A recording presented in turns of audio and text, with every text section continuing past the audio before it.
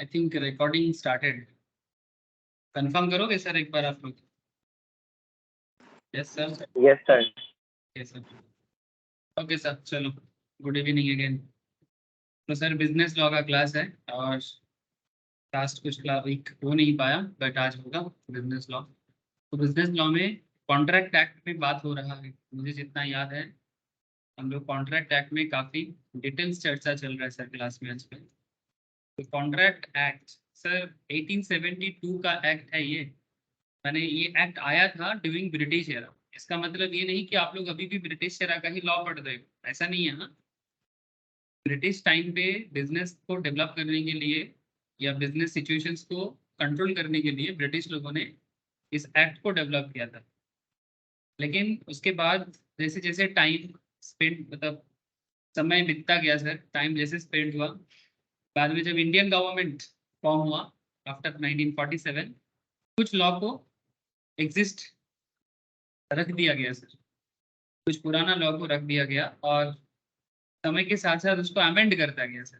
उसको अमेंडमेंट के थ्रू से करंट सिचुएशंस के साथ एक्ट पर कर दिया गया। तो जो भी हो, अभी हमें उस सब से लेना देना नहीं है।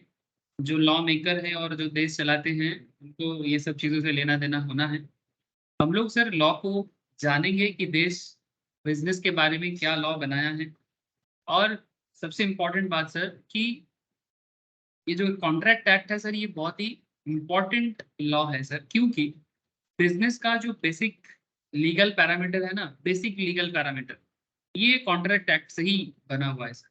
मैंने बाकी सारा लॉ एक तरफ बिजनेस में अंदर और कॉन्ट्रैक्ट एक्ट एक तरफ, क्यों? क्योंकि किसी भी चीज में सबसे पहले कॉन्ट्रैक्ट होता है। कोई भी डीलिंग्स जिसको हम लोग बोलते हैं बिजनेस डील, डील का शुरुआती होता है कॉन्ट्रैक्ट से, है ना। हम लोग देखते हैं सर ऐसे वैराइटीज ऑफ बिजनेस कॉन्ट्रैक्ट।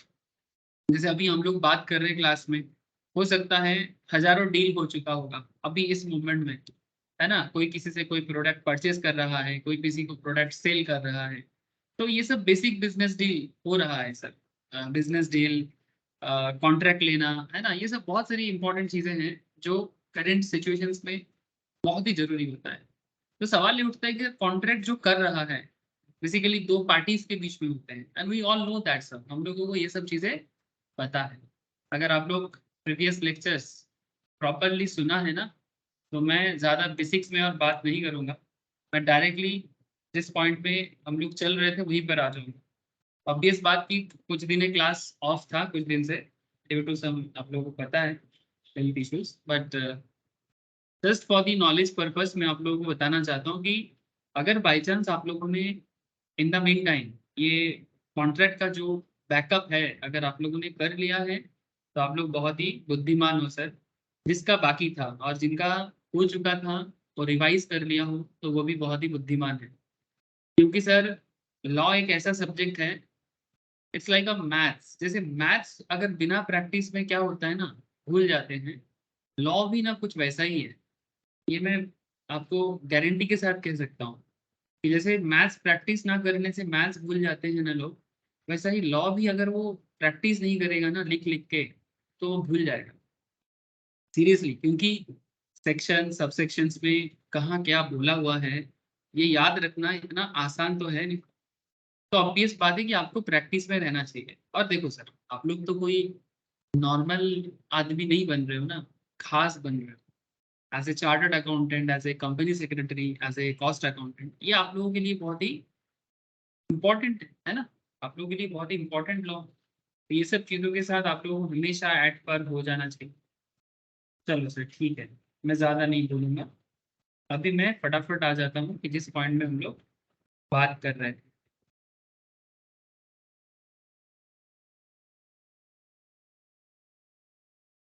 ठीक है, तो आजकल कहाँ पर है सर हम लोग? किसी को याद है आप लोगों को किस पॉइंट में बात चल रहा था लॉ में? कौन बोलेगा मुझे? कोई तो अच्छा बच्चा है जो पढ़ाई किया है और मुझे याद दिलाएगा। अरे सब अच्छे बच्चे हैं मुझे पता है, बट थोड़ा बताओ सर कि कौन से पॉइंट में डिस्कशंस होगा। The essentials of a valid offer. Essentials of a valid offer. चलो, essentials of a valid offer, acceptance हो गया था क्या? देखो देखने से याद आ जाएगा कि हम लोग कहाँ पर थे, क्या बात हुआ था। कम्युनिकेशन और परफॉर्मेंस नहीं हुआ था sir, communication of offer and acceptance. एक second, carbolic book ball company का केस हुआ था ना, कार्लाइल वर्सेस, अरे कार्लाइल वर्सेस कौन, ये केस स्टडीज बोला था सर, याद है आप लोगों को? Carlisle versus Carbolic smoke ball, क्या केस था? कौन याद देगा मुझे, याद दिलाएगा? Carbolic versus Carlisle versus Mrs Carlisle versus Carbolic smoke ball, क्या हुआ था उनके बीच में? किसको याद है? अरे किसी को तो याद होगा। ये केस में क्या हुआ था, कौन बताएगा? बोलो ना सर, बेझिझक बोलो, ना कोई आपको डांटने वाला है, ना कोई आप पे हंसने वाला है, बताओ इस केस में क्या हुआ था। मैं आप लोगों को ओरिजिनल न्यूज़पेपर कटिंग भी दिखाया था, बहुत ही पुराना केस है 1893 का। हुआ क्या था इसमें?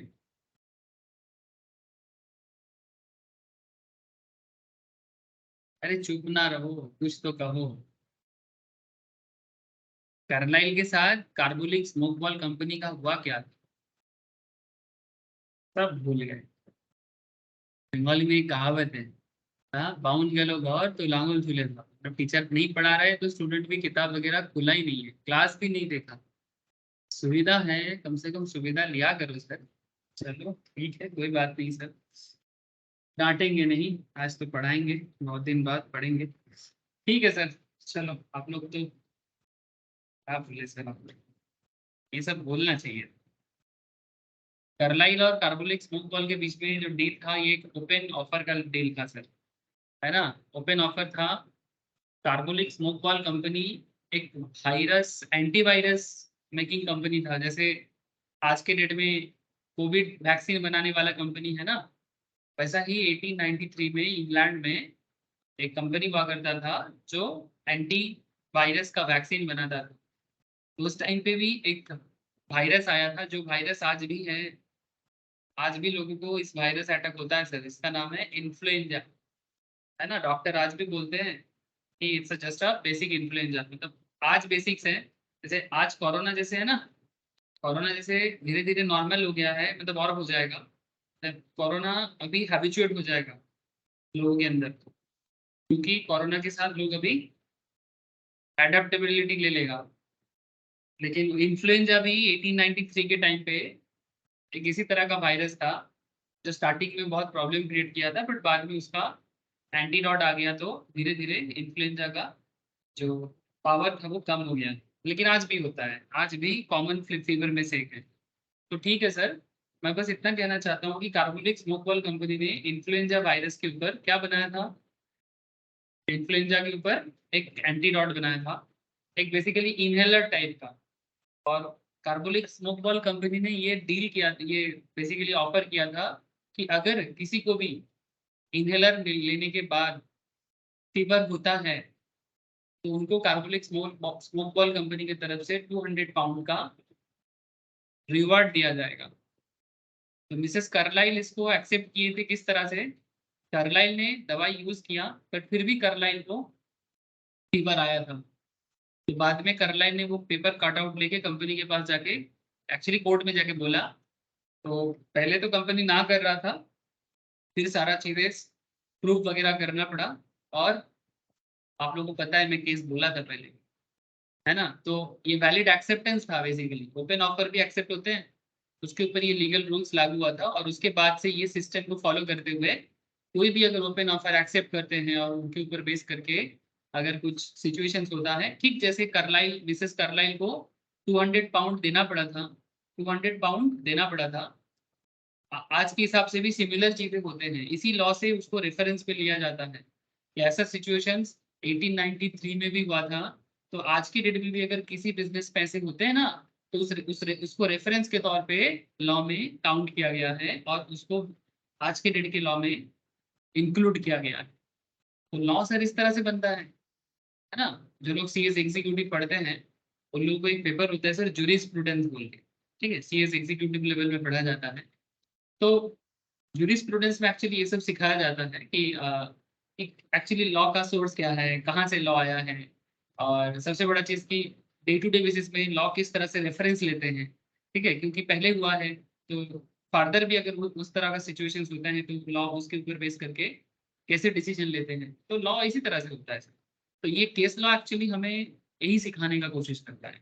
आप लोगों को शायद लगता होगा सर केस लॉ है ये जानना जरूरी है क्या, सर केस लॉ एक्चुअली बहुत इंपॉर्टेंट, इवन क्वेश्चन आंसर लिखने के टाइम पे भी केस लॉ का बहुत ही मतलब इम्पोर्टेंस है। ठीक है चलो, आप लोग तो जवाब नहीं दिए, मैंने ही आप लोगों को जवाब दे दिया। आगे बढ़ते हैं। वैलिडिटी ऑफ एक्सेप्टेंस और क्या, एक सेकंड।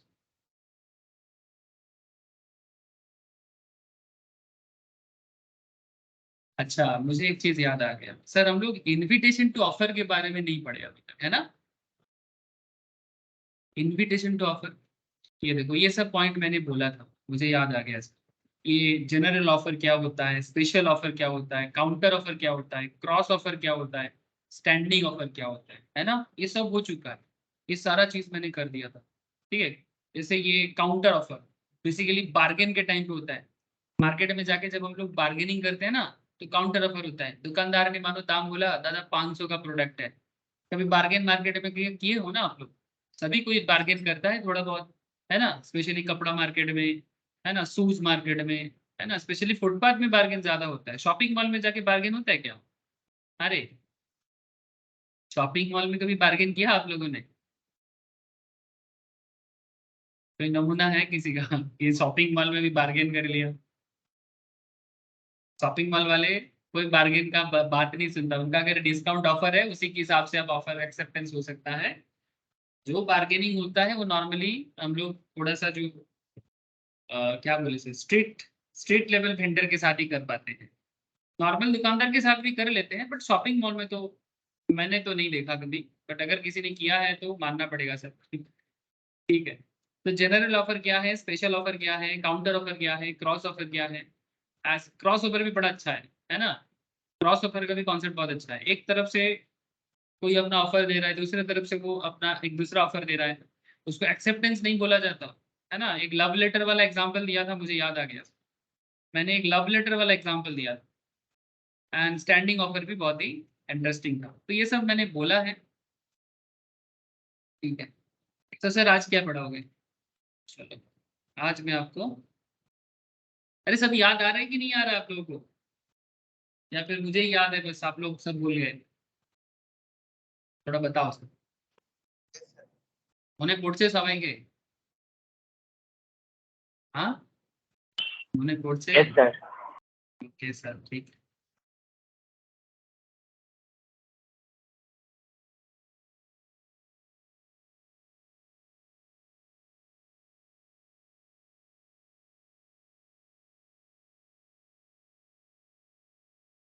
जैसे यहाँ पर एक पॉइंट है सर।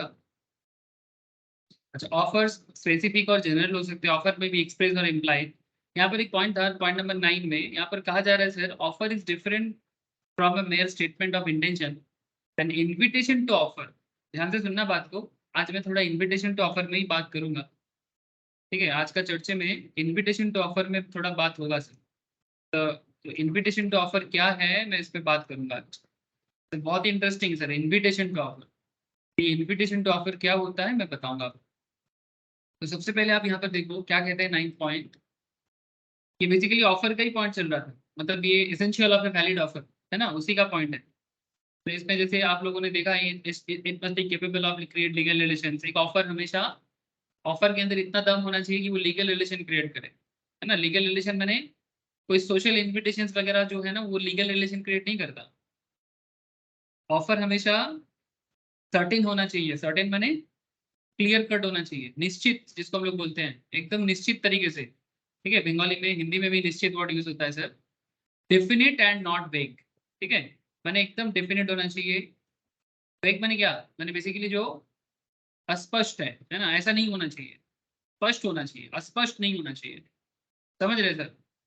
तो ऑफर ऐसा एकदम क्लियर कट होना चाहिए। जैसे यहाँ पर एक एग्जांपल था कि अगर किसी ने, जैसे कि where A offers to cell 100 quintals of oil.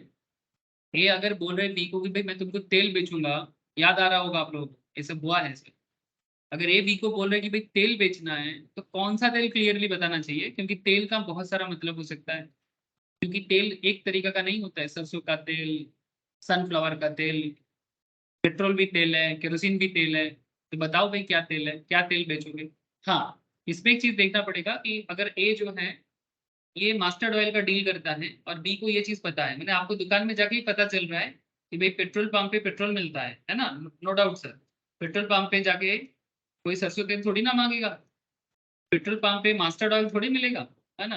मानो कि आप पेट्रोल पंप पे जाके दुकानदार को बोल रहे हो दादा तेल दे दो, दुकानदार आपको ऑब्वियसली पेट्रोल देगा, मास्टर्ड ऑयल नहीं देगा। सिमिलरली जिनका तेल का गोडाउन है, मास्टर्ड ऑयल का गोडाउन है, मास्टर्ड ऑयल के गोडाउन में मास्टर्ड ऑयल ही मिलेगा, उसमें दुकान पे पेट्रोल थोड़ी ना मिलेगा। तो ये कॉमन कॉन्सेप्ट है। तो कुछ चीजें बाय डिफॉल्ट भी होते हैं। तो यहाँ पर सवाल है sir, where A offers to cell B 100 quintals of oil, there is nothing whatever to show what kind of oil was intended. The offer is not capable of being accepted for want of certainty. माने basically अगर मानो दुकान मतलब ए को भी नहीं पता है कि बी क्या बेचता है और बी को भी नहीं पता ए क्या बेचता है, लेकिन ए बी को बोल रहा है कि भाई मैं आपको 100 क्विंटल ऑयल ऑफर कर रहा हूँ, तो क्लियरली बताना चाहिए कि भाई मैं आपको कौन सा तेल बेचना चाहता हूँ। अगर ये बात क्लियर ना हो, अगर सर्टेन ना हो, डेफिनेट ना हो, नॉट वेग ना हो, तभी जाके ये ऑफर वैलिड हो सकता है। तो वैलिडिटी ऑफ ऑफर के बारे में ये सब बात मैंने प्रीवियस लेक्चर्स में भी आप लोगों के साथ डिस्कस किया है। उसी पॉइंट के अंदर it must be communicated to the offering, जिसमें लालवंत शुक्ला वर्सेस गौरी दत्त का केस था, याद होगा, ये भी बहुत इंटरेस्टिंग केस था। It must be made with view to obtaining the ascent of the other party. मैंने जब आप किसी को ऑफर करते हो तो दूसरे का ओपिनियन लेने के लिए आप ऑफर करते हो, है ना, जबरदस्ती नहीं, बंदा अपने आप बोलेगा हाँ या ना। It must be, it may be conditional, हाँ ऑफर कंडीशनल हो सकता है। कोई किसी को बोल ही सकता है कि भाई मैं आपको प्रोडक्ट तो बेचूंगा बट कैश में नहीं, मैं तो ऑनलाइन में डील करता हूँ, आप मुझे पेमेंट बैंक के थ्रू से ट्रांसफर करना, ठीक है। कंडीशनल हो सकता है, it may be conditional, offer conditional हो सकता है, मैंने कंडीशन लगा के ऑफर हो सकता है। Offer should not be contain a term the non compliance of which amount to acceptance. मैंने कभी भी किसी ऑफर के साथ आप कंडीशन ऐसे नॉन कॉम्प्लायंस नहीं जोड़ सकते। जैसे यहाँ पर जैसे एग्जांपल था, ये proposes B to purchase his Android mobile for 5,000 and if no reply by him in a week it would be assumed that B had accepted the proposal। मैंने, आप समझ रहे हो क्या हो रहा है। मैंने, आप किसी को कुछ ऑफर कर रहे हो पर साथ में एक नॉन कॉम्प्लायंस कॉन्सेप्ट आ रहा है। मैंने ऐसा बात कि जो ऑफर को वैलिड नहीं बना सकता। ए बी को बोल रहे कि भाई मैं तुमसे मोबाइल फोन खरीदना चाहता हूँ 5,000 में, बट अगर तुम मुझे एक हफ्ता के अंदर कोई रिप्लाई नहीं दिया तो मैं मान लूंगा कि तुमने मेरा बात मान लिया। ये क्या बात हुआ सर। हाँ, मैंने बात वैसा ही हो गया ना, जैसे मैं आप लोगों को लव वाला, लव रिलेशन वाला बात करता हूँ। मैंने, आप तुमने किसी को प्रपोज किया और साथ में तुमने कंडीशन लगा दिया, अगर तुमने कुछ नहीं बोला तो मैं मान लूंगा कि हाँ, मतलब सब तुम्हारा ही चलेगा क्या। सब तुम्हारा ही चलेगा क्या, अगले का कुछ अपना कॉन्सेप्ट नहीं हो सकता। भाई वो कुछ बोलेगा, कुछ नहीं बोलेगा, चुप रहेगा, उसका मर्जी। तुम कंडीशन इस तरह का इसको कंडीशन नहीं बोलते सर। जैसे आप बात को समझो, जैसे ऑफर कंडीशनल हो सकते हैं बट ये कंडीशन नहीं है। ये जो नॉन कॉम्प्लायंस मतलब कुछ साथ में ऐसा जोड़ रहे हो जो एक नॉन कॉम्प्लायंस कॉन्सेप्ट है, which would amount to acceptance, माने कुछ ना होगा तो मानेंगे, ऐसा कोई बात नहीं। इस तरह का ऑफर नहीं हो सकता। One can not say that if acceptance is not communicated bye a certain time the offer would be considered as accepted, ऐसा नहीं हो सकता। अगर तुमने चुप रहा, मैं तुमको प्रपोज कर दिया, अगर तुम चुप रहा तो मैं मान लूंगा कि तुम मुझे पसंद करते हो, ये कोई बात ही नहीं है सर। इस तरह का बात एकदम बेकार का बात है। ठीक जैसा बात यहाँ पर कहा, ए ने बी को बोला कि भाई मैं तुमसे मोबाइल खरीदना चाहता हूँ, कि अगर तुम चुप रहे एक हफ्ता तक तो मैं मान लूंगा कि तुम्हारे तरफ से हाँ है। ये क्या बात हुआ सर, ये कॉन्ट्रैक्ट नहीं हो सकता, ठीक है, ऐसा ऑफर इनवैलिड है। इसको बोलते हैं नॉन कॉम्प्लायंस हो जाना, ठीक है, ये पॉसिबिलिटी नहीं है।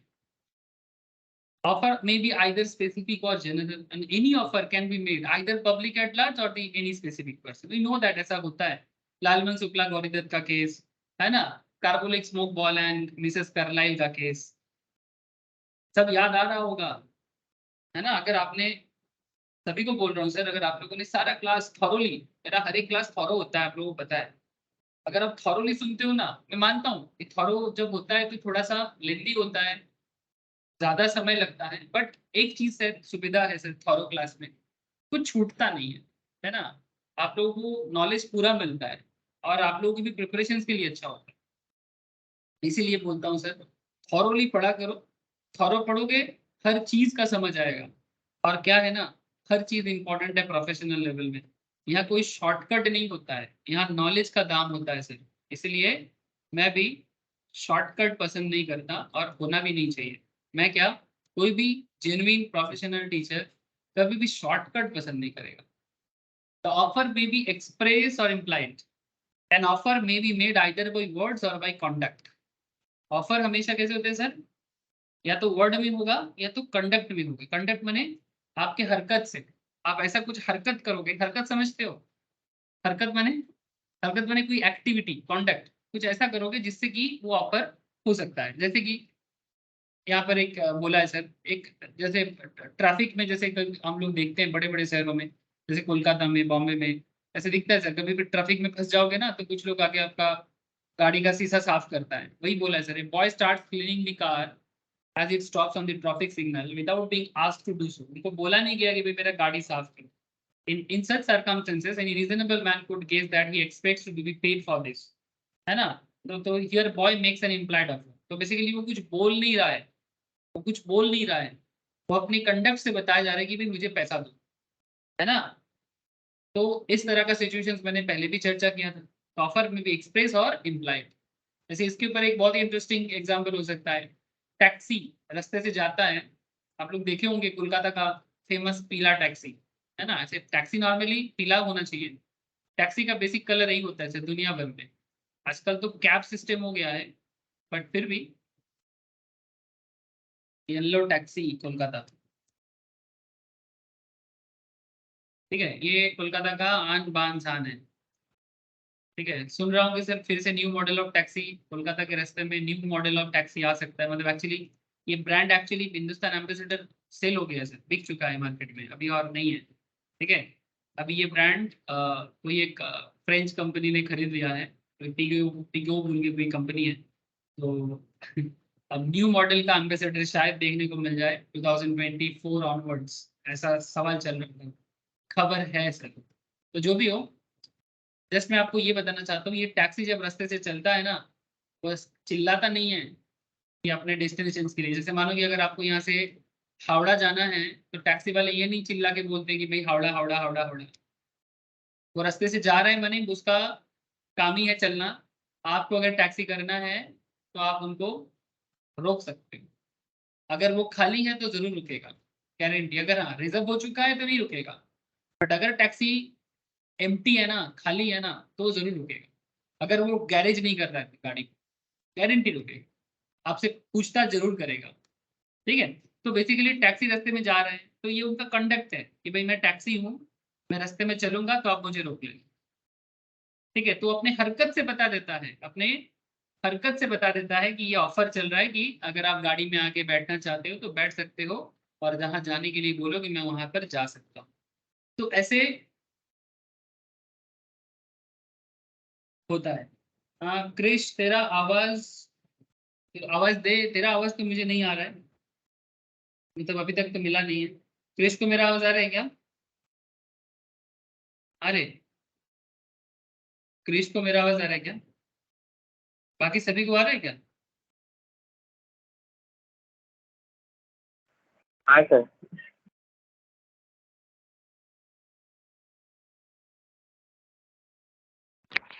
Yes sir. ओके सर, ठीक है। तो ये आपका हो गया एक्सप्रेस और इम्प्लाइड, सॉरी, यस, एक्सप्रेस और इम्प्लाइड कॉन्सेप्ट। अभी मैं जिस पॉइंट में, एक्चुअली 9 पॉइंट में आ गया सर, जहां पर बात ये चल रहा है कि offer is different from A mayor statement of intention. Offer और स्टेटमेंट में फर्क होता है। स्टेटमेंट मैंने एक बेसिक में बताता हूँ, तो स्टेटमेंट कैसा होता है आपको एग्जांपल देके बताता हूँ तो आपको समझ में आएगा कि ऑफर और स्टेटमेंट में क्या फर्क है। तो वेरी इंटरेस्टिंग सर, देखो, an invitation to offer a mere communication of informations, a prospectus and advertisement, prospectus and advertisement उसी तरह का एक चीजें हैं जो बेसिकली आपको इनवाइट करता है। ये इनविटेशन टू ऑफर है, ऑफर नहीं है। So there is a difference between invitation to offer and offer. अब आप बोलोगे सर इनविटेशन टू ऑफर और ऑफर में क्या फर्क है? सर ये समझाऊंगा, थोड़ा ध्यान से सुनना, बहुत ही काम का चीज है। मतलब इस छोटा सा मैटर में बड़ा बड़ा केस बन जाता है, छोटा सा मैटर में बड़ा बड़ा केस बन जाता है। A statement of intention and announcement. Father wrote his son. एक पिताजी अपने बच्चे के लिए, सन के लिए लिख रहा है। Father wrote his son about his wish of making him the owner of all his property. कि मैं तुमको मेरे सारे प्रॉपर्टी का ओनर बना दूंगा। सर ये ऑफर है कि स्टेटमेंट है?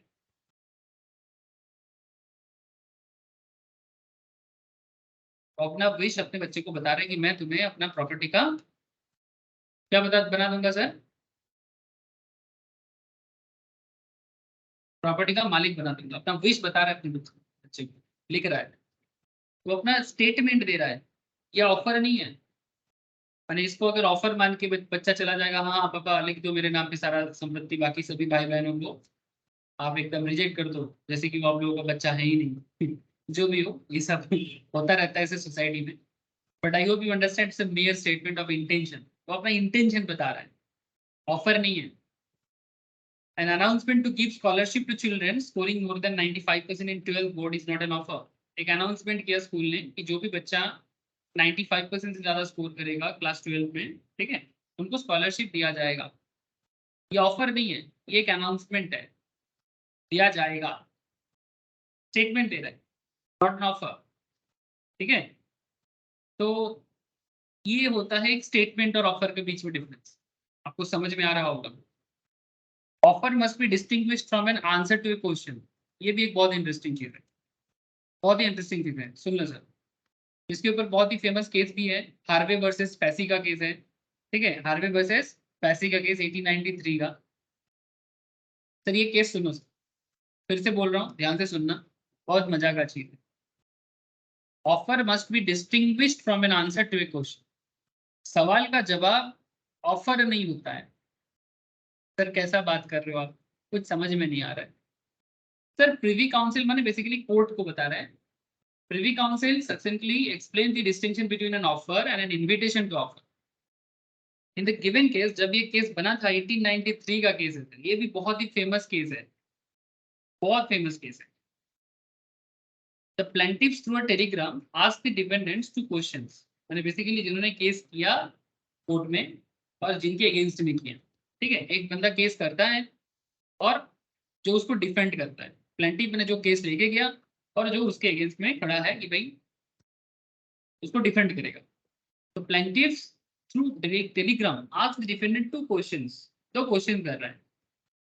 Will you cell us a bumper Hall pen? Sir bumper Hall pen एक पेन का कंपनी है, ठीक है, bumper Hall pen. Will you cell us a bumper Hall pen? एक सवाल है, ध्यान से सुनना सर। आप इसको बम्पर हॉल पेन की जगह कोई दूसरा पेन का नाम भी, जीटर वगैरह जो भी आप, रेनॉल्ड्स वगैरह कुछ भी सोच सकते। Telegraph the lowest cash price, माने टेलीग्राफ करके बताओ या टेलीग्राम करके बताओ कम दाम क्या रहेगा। Telegram the lowest cash price, ध्यान से सुनना। The defendant replied Telegram. Telegram आजकल नहीं चलता है, पहले जमाने में चलता था। जैसे आजकल हम लोग बात बात में व्हाट्सएप करते रहते हैं, एक जमाना था जब सब लोग टेलीग्राम करता था, शॉर्ट कोड में वर्ड के हिसाब से पेमेंट करना पड़ता था, थ्रू पोस्ट ऑफिस के थ्रू से भी होता था। ठीक है, टेलीग्राम होता था। The defendant replied to telegram that the lowest price for Bumper Hall Pen 900 pound. The plaintiff sent another telegram stating we agree to buy bumper hall pen at 900 pound. However, the defendant refused to sell the property at the price. The plaintiff sued the defendant, contending that they had made an offer to sell the property at 900 pound and therefore they are bound by the offer. Sir बात को ध्यान से सुनिएगा, मैं आपको पूरा case पढ़ा रहा हूं, इसको मैं अभी सिंप्लीफाई करूँ। कोर्ट ने माने प्रिवी काउंसिल ने did not agree with the प्लेंटिफ्स, जिन्होंने केस किया उनके साथ कोर्ट एग्री नहीं हुआ, on the ground that while प्लेंटिफ्स had asked two questions, the defendant replied only to the second question by quoting the price, but reserved their answer with regard to their willingness to sell. Thus, they made no offer at all. Their lordship held that the mere statement of the lowest price at which the vendor would sell contained no implied contract to sell the person who had inquired about the price. माने मैं इसको आपको थोड़ा simplified कर देता हूँ। Sir आपको किसी चीज के बारे में क्वेरी करना है, लाइक मानो कि कोई चीज खरीदना है मार्केट से, उसका दाम पूछना है। एनीवन प्लीज मुझे थोड़ा हेल्प कर सकते हो कि कोई चीज आपको खरीदना है और आप उसका दाम पूछना चाहते हो कंपनी से, कोई भी प्रोडक्ट, गाड़ी वगैरह, आप लोग कार का शौकीन होते हो, बोलो सर कार खरीदना है, उसका क्वेरी करना है। हेलो,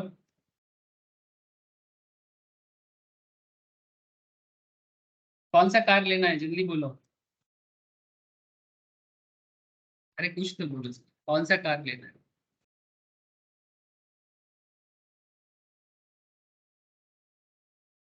चलो मुझे एक कंपनी यहाँ पर मिला है, से फॉर एग्जाम्पल किसी को निशान का कार खरीदना है, ठीक है। निशान आई थिंक जापान का कंपनी है क्या, मुझे एग्जैक्टली नॉलेज नहीं है, बट अगर मानो किसी को गाड़ी खरीदना है निशान का,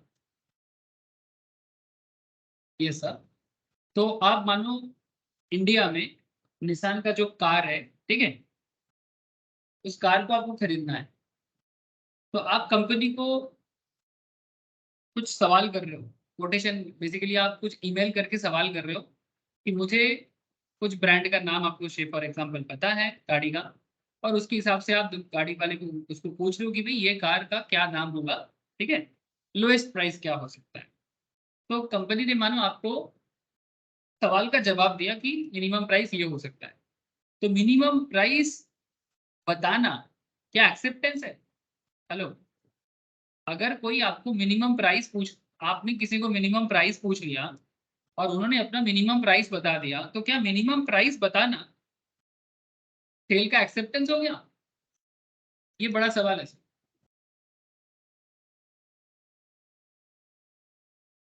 आप लोगों को बात समझ में आया? जैसे ये जो केस था हार्वे वर्सेस पेप्सी का, ये बम्पर हॉल्फिंग का जो केस है, इसमें क्या हुआ है सर, जिन्होंने कोर्ट में केस किया वो डिफेंडेंट को सवाल किया था कि क्या तुम बम्पर हॉल्फिंग बेचोगे, पहला सवाल, टेलीग्राफ दी लोएस्ट कैश प्राइस। तो जिनको बेचना था बम्पर हॉल्फिंग, उन्होंने ये नहीं बोला कि मैं सेल करूंगा, उन्होंने बस बोला कि मेरा मिनिमम प्राइस है 900 पाउंड, ठीक है। तो जिसको खरीदना था उन्होंने बोला yes we agree to buy the Bumper Hall Pen with 900 pound, but जिनको बेचना था उन्होंने मना कर दिया कि भाई मुझे नहीं बेचना। इसी बात पे जिनको बाई करना था, जो बायर थे, बायर यहाँ पर एक्चुअली प्लेंटिफ है, ठीक है, बायर ने कोर्ट में जाके केस कर दिया कि भाई इन्होंने मेरा ऑफर एक्सेप्ट किया 900 पाउंड पे, मैंने उनका 900 का ऑफर एक्सेप्ट किया, बट वो अभी हमें सेल नहीं कर। सर पहले मुझे बताओ क्या केस क्लियर है? I am asking to everybody, क्या आप लोगों को केस क्लियर है? चाहे वो बात Bumper yes Hall sir. Pen का हो या कार का हो, आपने दाम पूछा था, उन्होंने दाम, मिनिमम दाम बताया, क्या उन्होंने साथ में ये भी बोला था कि हम लोग इस दाम पे आपको बेचना चाहते हैं? अगर मिनिमम, जैसे मानो कि आपको अगर ये मैग्नाइट कार लेना है सर, काफी रिजनेबल बजट कार है ना, अगर किसी को निसान का ब्रांड लेना है, ये एक्चुअली इंडियन मार्केट के लिए बनाया गया है, आप देख के समझ सकते हो, ऐसे 5-6 लाख का गाड़ी इंडिया में ज्यादा बिकता है सर, ठीक है। तो अगर मानो किसी को निसान का ये गाड़ी लेना है, आप कंपनी को पूछते हो, ये देखो यहाँ पर साथ में कंपनी लिख देता है, this price may be subject to BS6 stage 2 variants only. अब इसमें भी कुछ कंडीशन लग सकता है, ठीक है। तो यहाँ पर एक दाम है, बट जरूरी नहीं कि यही दाम आपको मिलेगा, बाकी आप कंपनी से पूछ लो।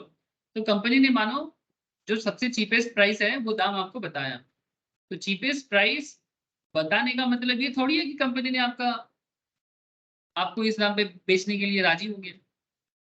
चीपेस्ट प्राइस बताना कभी सेल का एक्सेप्टेंस नहीं होता है। अगर साथ में ये भी बोलता कंपनी कि हाँ मेरा ये चीपेस्ट प्राइस है और मैं आपको ये सेल भी करना चाहता हूँ इस दाम पे, अगर आप खरीदने के लिए रेडी हो, तब ये बात प्रॉपर एक्सेप्टेंस हो सकता है। लेकिन आपने चीपेस्ट प्राइस बताया और उन्होंने बोला ठीक है हम राजी हैं, आप मुझे को बेच दो इसी दाम पे, और क्योंकि मैंने ना कर दिया तो आप मेरे अगेंस्ट में केस कर देंगे क्या? समझ गए सर बात को? तो एग्जैक्टली कोर्ट ने भी यही बताया। जिन्होंने कोर्ट में केस किया था, मैंने बेसिकली जो बाई का ऑफर दिया था, प्रोबेबल बायर, मैंने बेसिकली जो प्रोस्पेक्टिव बायर था, जिन्होंने कोर्ट में केस किया था, कोर्ट उनके साथ एग्री नहीं था। Court did not agree with the plaintiffs on the ground that while plaintiff had asked two questions, plaintiff ने दो सवाल किया, the defendant replied only the second, lowest price क्या हो सकता है, बट पहला चीज का जवाब नहीं दिया, क्या आप मुझे बेचना चाहते हो, इसका जवाब नहीं दिया। इसीलिए क्या बन रहा है sir, by quoting the price but reserve their answer with regard to their willingness to sell, thus they made no offer at all। इसमें जो डिफेंडेंट है, मैंने जो बेसिकली प्रोस्पेक्टिव सेलर है, मैंने जो एक्चुअली बेचना चाहता है, बट मतलब बेसिकली जो यहाँ पर प्रोस्पेक्टिव मैंने क्या, मैंने सेलर बन भी सकता है बट अभी सेल कर नहीं रहा है। जो प्रोस्पेक्टिव सेलर है, इन्होंने सेल करेगा कि नहीं करेगा इसके बारे में कुछ नहीं बोला, उसको रिजर्व रखा, सिर्फ लोएस्ट दाम बताया कि भाई इतना मेरा मिनिमम प्राइस हो सकता है, at which the vendor would sell content no implied contract. मैं इस बात को सिर्फ चीपेस्ट प्राइस बताना कभी भी इम्प्लाइड कॉन्ट्रैक्ट नहीं हो सकता। जस्ट आपने इंक्वायरी किया और आपको चीपेस्ट प्राइस पता लग गया, तो इसका मतलब ये नहीं कि आपको चीपेस्ट प्राइस पे ही बेचा जाएगा। इसीलिए ऑफर के ऊपर यही बात किया गया है सर, मेयर स्टेटमेंट, ठीक है, इसको सिर्फ स्टेटमेंट माना जा सकता है। दैट इज वाई ये बात यहाँ पर लिखा गया sir, offer must be distinguished from an answer to question. Offer और क्वेश्चन का जवाब, इंक्वायरी का जवाब दोनों अलग होता है। क्लियर है? इसको तो बहुत ही सिंपल तरीके से बताया जा सकता है सर। हम लोग सर कभी भी ऐसे सोच लेते हैं कि किसी को कुछ परचेस करना है, कुछ खरीदना है, किसी से कोई सर्विस लेना है, मानो कि वो फोन करके पूछते हैं कि दादा या सर क्या दाम पड़ेगा, तो ऐसे नॉर्मली आदत है लोगों का, तो दाम पूछ लिया तो उन्होंने सोचा कि यही दाम होगा। अरे भाई आप वो पूछो, उनको साथ में ये भी पूछो कि मैं खरीदना चाहता हूँ, मैं सर्विस लेना चाहता हूँ, तो क्या आप मुझे इस दाम पे बेचेंगे? ये भी सवाल होना चाहिए ना। अगर बंदा ने बोला कि हाँ, तो फिर बात आगे बढ़ेगा। अदरवाइज सिर्फ किसी क्वेश्चन का जवाब, इंक्वायरी का जवाब कभी ऑफर नहीं हो सकता। Clear sir? आई होप कि क्लियर। कोई डाउट है तो पूछ लो सर, कोई डाउट है तो पूछ लो सर। Clear sir. क्लियर ना? Okay sir. जैसे ऐसा एक और भी एक चीजें बना था, मैक फर्सन वर्सेस अपन्ना, ठीक है, 1951 का केस है, ठीक है। The above decision was followed, मतलब उसी डिसीजन के हार्वे वर्सेस फैसी के केस का जो ये बम्पर हॉलपेन का केस है ना, उसी केस को फॉलो करते हुए बाद में भी और भी केस बना है, where the owner of the property had said that he would not accept less than 6,000 pound for it. The statement did not indicate any offer but indicate only an invitation to offer. मैं 6,000 से कम नहीं लूंगा, इसका मतलब ये नहीं कि मैं 6,000 ही लूंगा। समझना पड़ेगा बात। अगर मैं किसी को बोलता हूँ कि मुझे 6,000 रुपये लेना है, कम से कम 6,000 लेना है, तो इसका मतलब ये नहीं, या फिर ऐसे मैं बोल रहा हूँ कि 6,000 से तो कम नहीं हो, इसका मतलब ये नहीं कि मैं 6,000 में ही बेचूंगा। ठीक है, तो ये बात समझना पड़ेगा। 6,000 एक इन्विटेशन है, हाँ हो सकता है कि उससे ज्यादा भी हो, कम तो होगा नहीं, सिंपल बात। अब आगे आपको देखो और भी चीजें समझ में आएगा। Statement of price is not an offer.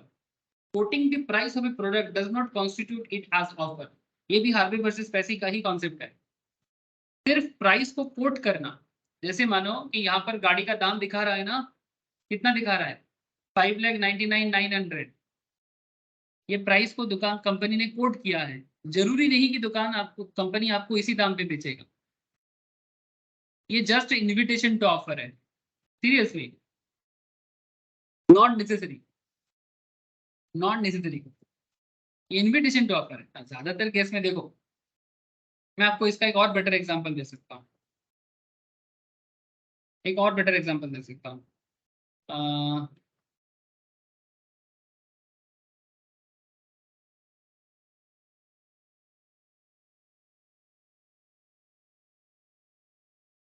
कपड़ा का शोरूम होता है ना सर, मानो कि आपको कपड़ा खरीदने जाना है, शोरूम में गए आप, ठीक है, जस्ट एग्जांपल के तौर पे क्या लिया जा सकता है, चलो कुछ भी एक सिंपल ले लेते हैं, चलो चलेगा ये। एक स्टोर मुझे मिला, इमेज मिला सर, मैं इसी इमेज के थ्रू से आपको एक छोटा सा चीज बताना चाहूंगा। से फॉर एग्जांपल आपने किसी कपड़ा शोरूम में गए सर, ठीक है, जैसे ये लेडीज का शोरूम दिख रहा है मुझे, यहाँ पर चूड़ीदार सेट कुर्ती वगैरह बिक रहा है, ठीक है। से फॉर एग्जांपल इसमें टैग होता है ना, जैसे मेरा एक नेचर होता है सर, मुझे नहीं पता आप लोगों का ऐसा है कि नहीं, बट मेरा एक बेसिक नेचर है, मैं कभी भी, it's middle class nature, simple बात है, it's middle class nature. Nature ऐसा है कि जब भी कोई प्रोडक्ट परचेस करने जाते हैं, टू बी वेरी ऑनेस्ट, मैं तो सर सबसे पहले टैग देखता हूँ, कपड़ा बाद में देखता हूँ। हाँ ऑब्वियसली अगर पसंद आया तो सामने जाता हूँ उसको देखने के लिए, बट पहले मैं ना टैग को निकालता हूँ, इस तरह से देख लेता हूँ कि भाई प्राइस क्या है, क्योंकि वो सबसे इंपॉर्टेंट होता है, specially while buying product. Product purchase करने के टाइम पे ना बहुत जरूरी चीज है, और हम लोग सबसे पहले, चाहे आप लोग मेरा बात के साथ एग्री करो ना करो, पर ये जो प्राइस टैग देखने वाला लोग बहुत ज्यादा ही है, और होता भी है, बहुत ही कम लोग होंगे जिनको प्राइस से मतलब नहीं होता। वैसा लोग बस इतना हो सकता है कि इनके पास इतना पैसा है कि पूरा शोरूम खरीद सकता है, उनके लिए प्राइस टैग देखना शायद जरूरी नहीं होगा, but it doesn't matter sir. आपको एक चीज बताता हूँ, मानो जब आप विजिट किए ना इस पे, तो यहाँ पर कुछ ऑफर चल रहा, आप इस ऑफर को देखते हुए अंदर गए, इसमें लिखा था 50% ऑफ। अब बात को समझो सर, जब आप यहाँ पर गए, बाहर से देखे और आप देख रहा था कि यहाँ पर 50% ऑफ लगा हुआ है, ऐसे होता है ना सर, लगा रहता है, ऐसे प्ले कार्ड लगा लेता है, इसमें ऑफर बोल के 50% ऑफ दे। पर जब आप इसको परचेस के लिए गए तो दुकानदार आपको बोला कि नहीं नहीं ऑफ खत्म हो गया है, 50% ऑफ खत्म हो गया। तो नाउ मेरा क्वेश्चन आपको ये है कि क्या आप दुकानदार के अगेंस्ट में केस करोगे? तो आपने ऑफर लिख के रखा तभी मैं दुकान में आया, अभी आप बोल रहे हो ऑफ नहीं है, तो क्या आप दुकानदार के अगेंस्ट में केस करोगे क्या?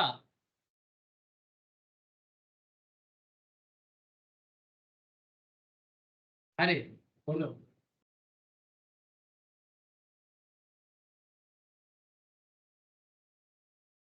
कर सकते हो कि 50% ऑफ बोल के अभी बोल रहे हो ऑफर नहीं है?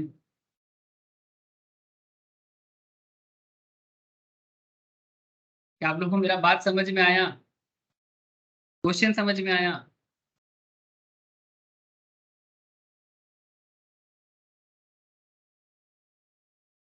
सर ये जो बात है ना सर, ये एडवर्टाइजमेंट है। हेलो, आप लोगों को मेरा बात समझ में आ रहा है? ये जो 50% ऑफ दुकान के सामने लगा रहता है ना, ये एडवर्टाइजमेंट है। जरूरी नहीं कि आप जब अंदर गए तो आपको सारा प्रोडक्ट 50% ऑफ में मिलेगा। 90% टाइम में दुकानदार लोग इसी तरह से लोगों को अपनी दुकान में घुसाते हैं। इवन ऑनलाइन में तो ये ट्रैप ज्यादा चलता है, ठीक है, जैसे ऑनलाइन ऑफर, शॉपिंग ऑफर, ठीक है, ऑन क्लोथ्स, ठीक है, जैसे मानो कि ये सब शॉपिंग ऑफर चल रहा है ना, जैसे मानो ये ऑफर देख के आप यहाँ पर क्लिक करोगे, बट जरूरी नहीं कि आप जब अंदर घुसोगे तो आपको सेम दाम मिलेगा। ये एडवर्टाइजमेंट है, ये तो गूगल एडवर्टाइजमेंट के थ्रू से, डिजिटल मार्केटिंग के थ्रू से इसको दिखाया जा रहा है, बट नॉट नेसेसरी कि जब आप अंदर जाओगे तो आपको सेम प्राइस मिलेगा, नॉट नेसेसरी, ठीक है। तो ये एक इन्विटेशन टू ऑफर है, क्या है सर ये? This is just a invitation to offer, ठीक है। आई होप आपको समझ में आ रहा है, इसलिए क्या बोला, statement of price is not an offer, quoting the price of a product does not constitute it as a offer. इसको हम लोग इन्विटेशन टू ऑफर बोल सकते हैं, बट इसको ऑफर नहीं बोलेंगे। आगे इन्विटेशन टू ऑफर में और मैं बात करता हूँ। An invitation to make an offer or do business. In case of an invitation to make an offer, the person making the invitation does not make an offer, rather invites the other party to make an offer. Invitation to offer basically वो है कि वो other party को invite कर रहा है कि वाह आप मुझे, आप आके ऑफर करो। His objective is to send out the invitation that he is willing to deal with any person who on the basis of such invitation is ready to enter into contract with him subject to final terms and conditions. An advertisement for sale of goods by auction is an invitation to the offer. It merely invites offers, bids made at the auctions.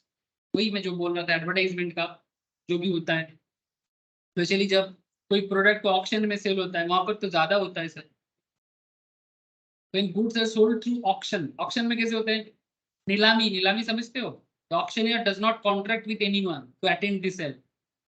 जो auction hall में जाते हैं ना वो किसी के साथ contract नहीं करता. The auction is only an advertisement to sell, but the items are not put for sale. The person who have come to the auction may have the intention to purchase. Similar decision was given in case of Harris versus Nicholson, 1873. Auction में specially ये बहुत ही ज्यादा समझ में आता है कि ये सब इनविटेशन टू ऑफर है. आपको ऑक्शन हॉल में एडवर्टाइजमेंट देके दिया गया ऐसा एंटिक सेल है, ठीक है. एंटिक, एंटिक समझते हो सर?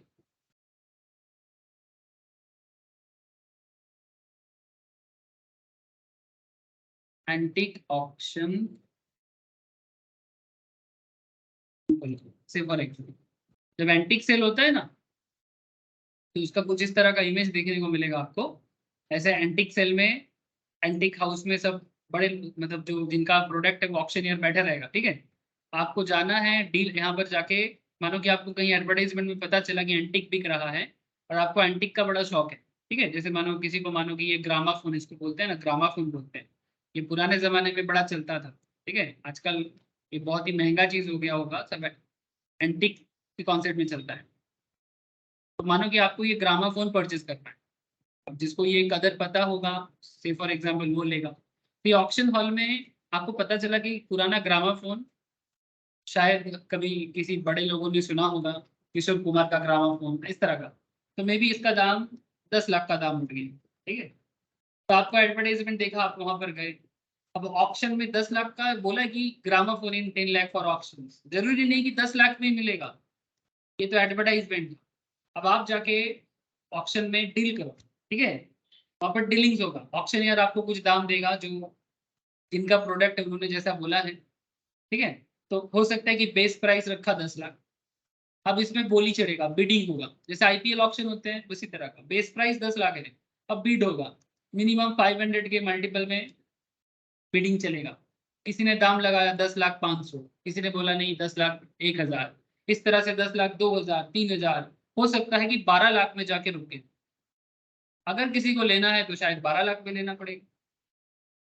तो आई होप यू अंडरस्टैंड कि इनविटेशन टू ऑफर बेसिकली एक ऐसा कॉन्सेप्ट है जो आपको बुलाते हैं वहां पर दुकान में और फिर आपको फर्दर ऑफर के लिए इनवाइट करते हैं, ठीक है. वही चीज यहाँ पर बोला गया. ये भी एक बहुत ही फेमस केस से बना हुआ है. हैरिस वर्सेस निकलसन से 1873 का केस देखा.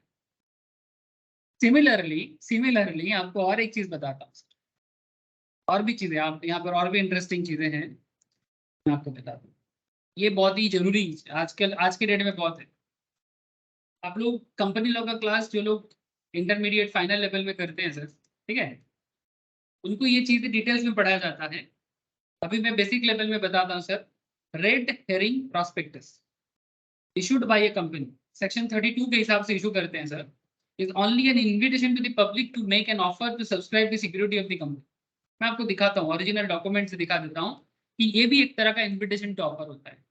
तो बहुत ही करंट एग्जाम्पल है, ये एकदम करंट एग्जाम्पल है. चलो इसके लिए मुझे क्या करना चाहिए मैं आपको. अच्छा सब लोग मेरा आवाज आ रहा है, कनेक्टेड हो सर? बहुत देर से किसी को कुछ पूछे नहीं. Connected? Yes sir. Okay sir. मैं आपको एक ओरिजिनल चीजें दिखा रहा हूँ. जैसे ये जीरोधा कंपनी के बारे में शायद सुने होंगे आप लोग. स्टॉक मार्केट में बहुत ही फेमस ब्रोकिंग कंपनी है. तो मैं जैसे इसका प्लेटफॉर्म में आया कुछ डेटा के लिए. आप जैसे देखो कि यहाँ पर कुछ कंपनीज है जो मार्केट में अपना आईपीओ लेके आ रहा है. सर आईपीओ जो लेके आते हैं ना, जो आईपीओ लेके आते हैं बेसिकली वो और कुछ नहीं, स्टॉक मार्केट में लिस्टेड होने के लिए आते हैं. मैंने अभी तक ये सब कंपनी प्राइवेट लेवल में डील कर रहा था, स्टॉक मार्केट में नहीं. अब जैसे ये प्राइवेट लेवल में था, अब वो स्टॉक मार्केट में अगर आ जाएगा, अगर सब्सक्रिप्शन वगैरह सब कुछ ठीक ठाक हो जाता है तो पब्लिक हो जाएगा. ये सब चीजें मैं आपको इंटरमीडिएट फाइनल लेवल में कंपनी लॉ क्लास में डिटेल्स में बोलता हूँ। कंपनी लॉ का बेसिक्स तो चल रहा है, बट कंपनी लॉ का एक एडवांस लेवल डिस्कशंस भी होते हैं जो normally intermediate and final level में होता है।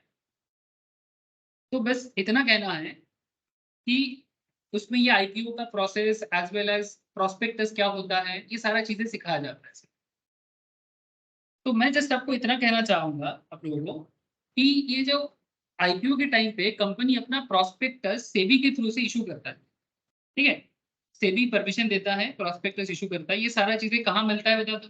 सब सेबी के साइड में मिलता है। मैं आपको किसी एक कंपनी का दिखा देता हूँ। जैसे ये सब अपकमिंग है, कोई डेट अभी तक डिक्लेयर नहीं हुआ है, कुछ कंपनी रिसेंट ट्रेंड में आया है। जैसे एक फेमस कंपनी का नाम ले लेता हूँ, जैसे मैनकाइंड फार्मा, ठीक है। Mankind pharma is a very famous company, आप लोग शायद नाम भी सुने होंगे।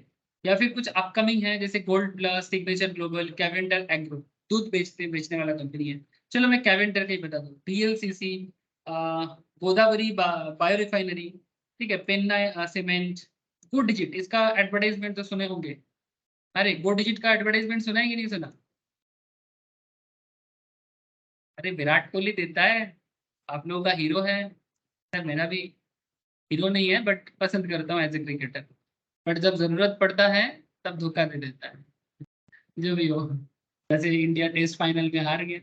आईपीएल का चस्का इतना चढ़ा है ना, आईपीएल में ही सारा खेल खत्म हो रहा है, इंडियन क्रिकेट खत्म हो जा रहा है। जो भी हो, मैंने सारा पसीना तो आईपीएल में बहा दिया, टेस्ट का फाइनल क्या खेलेगा। तो डिजिट इंश्योरेंस एक इंश्योरेंस कंपनी है। अरे विराट कोहली ऐड देते हैं ना, गो दी डिजिट डिजिट डिजिट इंश्योरेंस। मैं तो देखा हूँ ये सब ऐड, आप लोगों ने भी देखा होगा। देखा आप लोगों ने? दिखाइए ना, कुछ तो बताओ। आप लोग क्या देखते हैं सर? किसी ने नहीं देखा? Yes sir. Okay sir. तो जस्ट मैं यहाँ पर देखो सेबी के साइड में आ गया ना, security exchange board of India. अब यहाँ से मैं इसको डाउनलोड कर रहा हूँ, ध्यान से देखना। अब जैसे मैंने डाउनलोड कर लिया, अब ये ओरिजिनल डॉक्यूमेंट है। ये एक्चुअली सेबी में डिजिट ने फाइल करके रखा है। और मैं आपको जो चीज़ दिखाने जा रहा हूँ, आप ध्यान से देखना क्या लिखा है। ड्राफ्ट रेड हेयरिंग प्रोस्पेक्टस, ठीक है। ड्राफ्ट रेड हेयरिंग प्रोस्पेक्टस लिखा है ना। ये देखो अगस्त 14 को 2022 को फाइल किया है, बट अभी भी सेक्शन 32 ऑफ कंपनीज एक्ट, ये देखो फाइलिंग में क्या लिखा है, section 32 of the companies act 2013, filing with the ROC. ROC कौन? रजिस्टर ऑफ कंपनीज, ठीक है। ये एक बुक बिल्डिंग ऑफर है। क्या है sir? Book building offer. Book building माने कंपनी को चाहिए पैसा, तो अभी देखना पड़ेगा कि इनको कितना पैसा चाहिए। ये सारा डिटेल्स यहाँ पर अवेलेबल होते हैं sir. Fresh issue and offer for sale है। इक्विटी शेयर एग्रीगेटिंग 12,500 मिलियन का इक्विटी चाहिए, 12,500 मिलियन का इक्विटी चाहिए। इसमें equity share aggregating up to इतना वैल्यू का। अब इसमें सारा डिटेल्स लिखा हुआ है कि कितना शेयर्स है, कौन इसका होल्डर है। अभी कंपनी का शेयर जो खरीदेगा, ठीक है, तो पुराने शेयर होल्डर लोग जो है ना सर, जो पुराने शेयर होल्डर है उनको कुछ मिलेगा, ठीक है, उनको कुछ मिलेगा। तो मैं इसका थोड़ा सा समरी में चले जाता हूँ, तो मुझे यहाँ पर पता चल जाएगा। ये देखो यहाँ पर समरी में लिखा है, the leading digital full stack insurance companies है। The company has gross 52.68 billion and फिस्कल्स representing इतना, ज्यादा नहीं बोलूंगा। The public offering go digit comprises fresh issue of equity shares aggregating 1250 crore, ठीक है, जो मैं अभी आपको दिखा रहा हूँ। 1250 करोड़ का फ्रेश इशू करेगा and offer for cell for 10.9 crore. Offer for cell माने जो पुराना शेयर होल्डर है वो छोड़ के चला जाएगा, उसमें उतना अमाउंट है 10 से 11 करोड़ का, और बाकी फ्रेश इशू रहेगा 1250 करोड़। ये कंपनी अपने बिजनेस के लिए शायद लगाएगा। अब इसके लिए डिटेल्स देखना पड़ेगा कि कंपनी क्या करेगा पैसा को लेकर, सारा चीज लिखा रहता है। अब इसके लिए कंपनी ने अभी दाम तो डिक्लेयर नहीं किया कि अपना शेयर का प्राइस क्या करेगा, वो आएगा सर। यहाँ पर ना ऐसे प्राइस रेंज बता देता है कि भाई मैं इतने प्राइस के बीच में, प्राइस बैंड के बीच में मैं शेयर को सेल करूंगा, ठीक है। ये जो भी पहले कंपनी आया है ना, उसने भी डिक्लेयर किया होगा। ये देखो, देख रहे हो सर, ये देखो सारे कंपनी अपना प्राइस रेंज बता देता है। लिस्टिंग डेट अभी तक आया नहीं है, मे भी कुछ रीजन शो का टेक्निकल, जिसके कारण अभी भी अटका हुआ है। जैसे रिसेंटली मैनकाइंड फार्मा 1026 से 1080 के बीच में आया था। इसका मतलब क्या है कि कंपनी ऑफर कर रहा है कि मैं 1026 से 1080 तक एक्सेप्ट करूंगा। अब ये इन्विटेशन है, दिस इज इन्विटेशन। अब जिनको मैनकाइंड का, जैसे हम लोगों में से बहुत लोगों ने मैनकाइंड के लिए अप्लाई किया था, किसी किसी को मिला है, किसी किसी को बाद में लिया गया, मतलब लेना पड़ा। स्टूडेंट लोग जो स्टॉक मार्केट पढ़ते हैं ना सर, इनमें से काफी लोगों ने प्रॉफिट किया, क्योंकि ये लिस्टिंग गेन भी दिया है। ये मैनकाइंड का भी शेयर का दाम क्या चल रहा है, दिखा देता हूँ आप लोगों को for the knowledge purpose. Mankind share price, ये देखो, ये मैं क्लास में भी डिस्कस किया था कि गेन तो देगा, लेकिन अभी कितना गेन दिया है सर, ये देखो। लिस्टिंग में ही 1400 चला गया था 9 मई को। उसके बाद थोड़ा सा गिर गया था, बहुत लोगों ने बाद में भी लिया, अभी फिर से 1474 में। तो मोटा मोटी आप समझ सकते हो कि मैनकाइंड में 1026 में या 1080 में अगर किसी ने लिया है, कंपनी ने अगर एक्सेप्ट किया है ऑफर को, तो कंपनी ने पहले इनवाइट किया, फिर हमने जाके शेयर को बाई किया। एक लॉट में कम से कम 13 शेयर लेना पड़ता है, ठीक है। तो 1080 करके अगर किसी ने 13 शेयर के लिए अप्लाई किया है, अब एक्सेप्ट होगा कि नहीं होगा ये भी डिपेंड करता है कि अगर ओवर सब्सक्रिप्शन हुआ तो शायद ना मिले, बट अगर ओवर सब्सक्रिप्शन नहीं हुआ है तो मिल जाएगा। तो इसमें मोटा मोटी 14,000 के आसपास का वैल्यू पड़ रहा है सर एक लॉट के लिए। आप मोटा मोटी 5-7 लॉट 10 लॉट तक ले सकते हो। एक एक लिमिटेशन होते हैं, वो अलग बात, मैं बाद में कभी बताऊंगा शेयर मार्केट लेवल में। बट करेंटली आप इतना समझ लो कि कंपनी ने पहले इनवाइट किया आपको, फिर आपने कंपनी का क्या देख के कंपनी में इनवाइट मतलब ऑफर किए। कंपनी ने आपको पहले प्रोस्पेक्टस के थ्रू से ऑफर किया, फिर आपने कंपनी को अप्लाई किया, ठीक है, कि भाई एप्लीकेशन डाला आपने। इसी का आप लोग कंपनी अकाउंट्स में अकाउंट्स करते हो sir, share application, to share allotment, first call, final call. Class 12 में कंपनी अकाउंट्स सभी ने किया होगा, जिन्होंने नहीं किया आजकल मैम के पास करते होंगे, है ना। तो कहना ये चाहते हैं सर कि ये जो स्टॉक मार्केट लेवल में जो कंपनी जब अपना शेयर लेके आते हैं, तो कंपनी भी अपने प्रोस्पेक्टस के थ्रू से अपने बिजनेस के बारे में सारा चीजें बताता है। ये भी इन्विटेशन टू दी पब्लिक है। जरूरी नहीं कि कंपनी जिस दाम पे बोल रहा है उसी दाम पे आपको देगा, ये सब्जेक्ट टू डिटर्मिनेशन भी बाद में हो सकता है, थोड़ा बहुत चेंजेस भी हो सकता है। एक्सेप्ट होगा कि नहीं होगा इसका भी कोई गारंटी नहीं। ओवर सब्सक्रिप्शन हो जाने से बहुत लोगों को शेयर मिलता नहीं है, लेकिन सर आपका पैसा दे देगा, डोंट वरी। अगर आपको कंपनी कंपनी को आपने मानो 14,000 दिया, ठीक है, और मानो कि 1080 करके 13 शेयर है ना, तो अब मानो कि अप्रॉक्स 14,000 के आसपास अमाउंट होगा। 14,000 आपने कंपनी को दिया, कंपनी ने अपना पैसा लिया नहीं, मैंने आपको शेयर नहीं दिया, तो पैसा कैसे देगा, तो आपका पैसा रिफंड हो जाता है, ठीक है। समझ गए सर।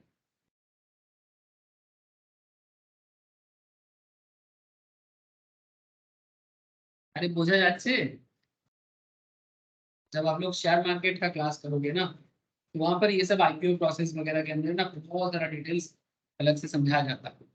अब मैं ज्यादा शेयर मार्केट में बात तो नहीं कर सकता सर, बिकॉज करंट एरिया मुझे मौका नहीं देगा, बट फिर भी मैं आपको, क्योंकि रियल लाइफ कॉन्सेप्ट था, तो मैं इसलिए आपको लॉ का स्टॉक मार्केट से भी कनेक्शन जोड़ दी। अरे बोलो, বোঝা গেছে, समझ में आ रहा है। Yes, sir. Yes, sir. तो statement of price is not an offer, ये तो पहले ही पता चल गया था। अब बड़ा sir, what is an invitation to offer? An offer should be distinguished from an invitation to offer. An offer is definite and capable of converting an intention into a contract. एक ऑफर डेफिनिट होना चाहिए, definite माने एकदम स्पष्ट, clear cut. Definite माने क्या, हम लोग बोलते हैं ना डेफिनिट, डेफिनेटली माने एकदम यही है। तो ऑफर जो होगा वो डेफिनेट होगा, capable of converting an intention into a contract. एक ऑफर का एक कैपेबिलिटीज होता है जो किसी भी ऑफर को कॉन्ट्रैक्ट में बदल सकता है। ऑफर दिया माने एक्सेप्ट होगा और उसको कॉन्ट्रैक्ट में बदल देगा। आप लोगों को पता है ना कॉन्ट्रैक्ट कैसे बनता है। आप जेन्युइन ऑफर करोगे तो एक्सेप्टेंस होगा, ऑफर प्लस एक्सेप्टेंस में क्या बनेगा रे, हाँ, एग्रीमेंट बनेगा। एग्रीमेंट जब एनफोर्सिएबल क्या होगा बोलो, Contract. Enforceable by law. Law. Enforceable by law. Then contract. है ना, ये तो आप लोग पहले से जानते हो। तो ऑफर जो जेन्युइन होगा ना, जो डेफिनेट होगा, वो ऑब्वियसली एग्रीमेंट तक जाएगा और वो कॉन्ट्रैक्ट में भी बदल जाएगा जब आप उसको बेसिकली एक कॉन्ट्रैक्ट पेपर के थ्रू से, गवर्नमेंट के स्टैम्प ड्यूटी के थ्रू से कॉन्ट्रैक्ट में बदलो। सो कहने का मतलब बहुत सिंपल है, invitation to an offer is only circulation of an offer. Invitation to an offer is only a circulation of an offer. It is an attempt to induce offers precedes a definite offer. मैं समझाता हूँ, मैंने क्या है, invitation to offer एक जो है ना सर, वो ऑफर का सर्कुलेशन है कि ऑफर चल रहा है। जैसे कंपनी शेयर मार्केट में ला रहा है, ऑफर चल रहा है। जैसे मैनकाइंड फार्मा ने ऑफर लाया, ऑफर चल रहा है, ठीक है। ऑफर एक्सेप्ट जिन्होंने किया उनको मिला, जो एक्सेप्ट नहीं किया नहीं मिला, ठीक है। तो इन्विटेशन टू ऑफर मैंने इट्स लाइक एडवर्टाइजमेंट, ठीक है, circulation of an offer. It's an attempt to induce offers and precedes the definite offer. मैंने इन्विटेशन टू ऑफर बाद में डेफिनेट ऑफर हो सकता है। मैंने ओरिजिनल ऑफर के पहले इन्विटेशन टू ऑफर होता है, समझ रहे सर? प्रीसीड्स मैंने पहले, डेफिनेट ऑफर के पहले इन्विटेशन टू ऑफर होता है। Invitation to offer is an act of precedent to making an offer. Acceptance of an invitation to an offer does not result in the contract. Invitation accept करना कभी भी contract नहीं होता। आपने invite को accept किया, कंपनी ने आपको शेयर के लिए बोला, आपने कंपनी का शेयर में एप्लीकेशन डाला, इसका मतलब ये नहीं कि ये कॉन्ट्रैक्ट हो गया कि मैंने अप्लाई किया तो कंपनी मुझे दे देगा, नहीं सर। ये ऑफर था, आपने ऑफर को एक्सेप्ट किया, चलो अब आगे देखेंगे कि डील होगा कि नहीं। Invitation to an offer does not result into a contract and only an offer emerge in the process of negotiation. समझ रहे सर? जब आपको कोई इनवाइट कर रहा है ऑफर के लिए, इसका मतलब ये है कि वो आपको ऑफर किया, अब आपने उसको उल्टा ऑफर दिया, अब ये नेगोशिएशंस के थ्रू से सेटल हो सकता है अगर होगा तो। When a person advertise that he has stock of books to sell और हाउसेस टू लेट, जब कोई बंदा अपना घर है रेंट पे देना चाहता है, किसी के पास किताबें हैं बेचना चाहता है, there is no offer to be bound by any contract. Such advertisement is offer to negotiate, offer to receive offers. किसी ने अपना घर का ऑफर दे दिया यहीं पर कि भाई मेरा घर है, मैं रेंट पे देना चाहता हूँ, लेट आउट करना चाहता हूँ, एक दाम का भी रेंज बताया, बट जरूरी नहीं कि वो दाम में वो आपको मान जाएगा। ये बस आपसे दूसरा ऑफर लेने का एक तरीका है। In order to ascertain whether a particular statement amounts to an offer or an invitation to offer, the test would be intention with which a statement is made. Does the person who made this statement intend to be bound by it as soon as it is accepted by the other, or he intends to do some further act? क्या वो संगे संग उसको मान जाएगा या फिर वो उसमें और ऑफर चाहता है? अगर वो और ऑफर चाहता है माने ये इन्विटेशन है, और अगर वो संगे संग मान गया तो वो एक्सेप्टेंस हो गया, तो वो नॉर्मल कॉन्ट्रैक्ट में ऑफर हो जाएगा। So before he comes bound by it, in the former case it amounts to an offer, in the later case it is an invitation to offer। माने सिंपल बात है जो इनवाइट, जैसे मानो मैं आपको शेयर के एग्जांपल से ही कंप्लीट करा देता हूँ।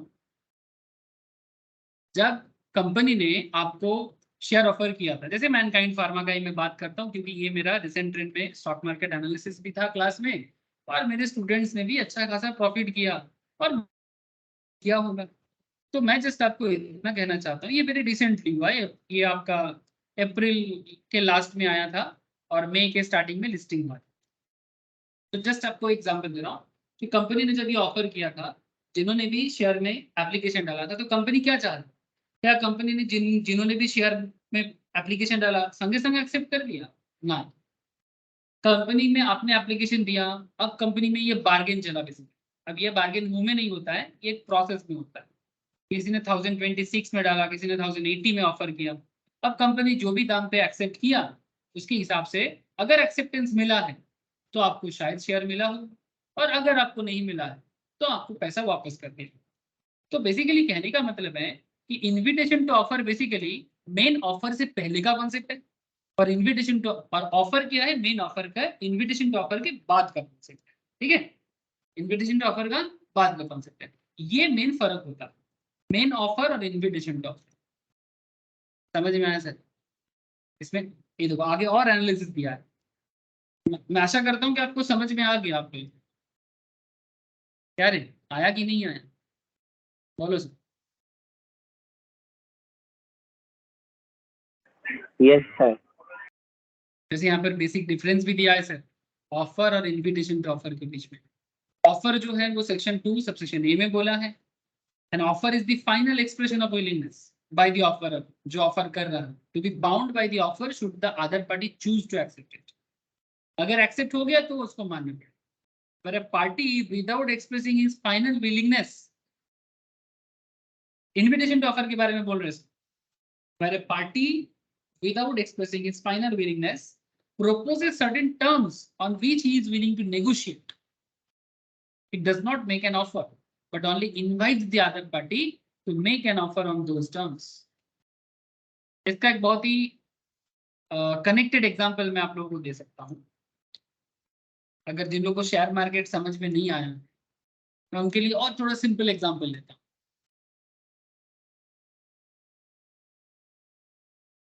ये बहुत ही फेमस है sir, specially the people from the city area like Kolkata, Mumbai, Delhi. यहाँ पर रेंट का बड़ा चलन है सर, क्योंकि बड़ा शहर है, बाहर से काफी लोग आते हैं रहने के लिए, काम करने के लिए। बैंगलोर में तो आजकल सर स्काई रॉकेटिंग रेंट है। तो जस्ट मैं आपको एक छोटा सा चीज दिखाता हूँ कि रेंटेड प्रॉपर्टी आपको यहाँ पर मैं लिख देता हूँ बैंगलोर, कोलकाता लिख देता हूँ, चलो कोलकाता। कोलकाता में मानो किसी को रेंट चाहिए, जैसे यहाँ पर क्या लिखा है, 28,000 पर मंथ, 850 स्क्वायर फीट। कहाँ पर है भाई, वीआईपी रोड में, मैंने हमारे आसपास में बता रहे हैं। 2 BHK का बहुत ज्यादा बता रहा है, पता नहीं कहाँ पर होगा। 28,000 पर मंथ, 850 स्क्वायर फीट, बहुत स्पेशल एरिया होगा तभी दाम हो सकता है, नहीं तो नहीं। अब इसमें मैं आपको एक चीज बताता हूँ कि इसमें ना एक चीज देखना पड़ेगा। बहुत सारे लोग ना यहाँ पर ये भी लिखा रहता है कि नेगोशिएबल, क्या लिख देता है, नेगोशिएबल बोल के लिख देता है। माने ये ऑफर कर रहा है आपको, पर साथ में ये भी बोल रहे हैं कि negotiable.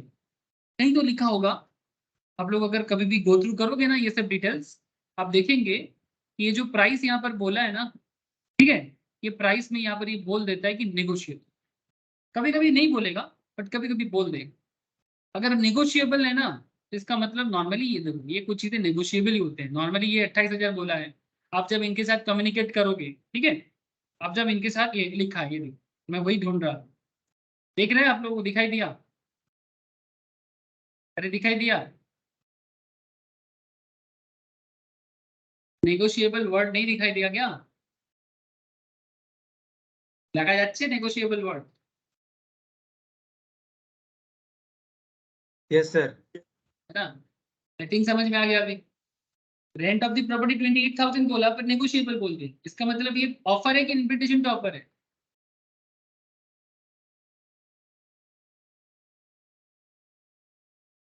Invitation to offer. Invitation to offer है, thank you. This is the real thing, ठीक है। तो जिनको शेयर मार्केट थोड़ा कॉम्प्लेक्स लग रहा था, आई थिंक उनको क्लियर हो गया, क्योंकि ये घर भाड़ा देने का कॉन्सेप्ट है, हर किसी को पता है, specially people in city area, उनको तो बहुत ज्यादा पता है। गांव का लोगों को भाड़ा का उतना मतलब नहीं पता, क्योंकि गांव में भाड़ा का डिमांड नहीं होता है। सिर्फ जिनकी किस्मत के, अगर मानो गांव थोड़ा सा बड़ा हो गया है, कुछ बड़े बैंक वाले आ गए, गांव में एक जगह में भाड़ा लेगा, इलेक्ट्रिक ऑफिस लेगा, बस। कुछ सरकारी दफ्तर को छोड़ के गांव साइड में और भाड़ा नहीं होता है, लेकिन शहरों में तो भाड़ा का डिमांड ही अलग होता है, डिपेंड करता है। जैसे केशवपुर में हाईली डिमांडिंग एरिया है घर वाला का, केशवपुर, बागेहट्टी, स्पेशली जो भी सॉल्ट लेक न्यू टाउन के आसपास में हाई डिमांडिंग भाड़ा है, as well as Dumdum area है, वो भी बहुत ही डिमांड।